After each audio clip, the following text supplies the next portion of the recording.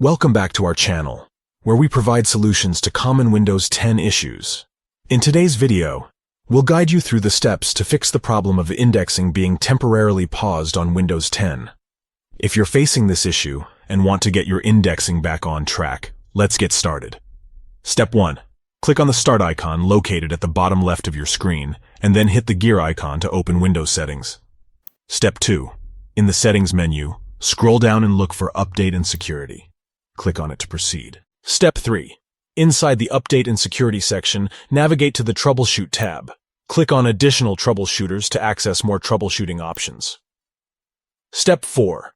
Scroll down the list of troubleshooters and find Search and Indexing. Click on it, and then click on Run the Troubleshooter.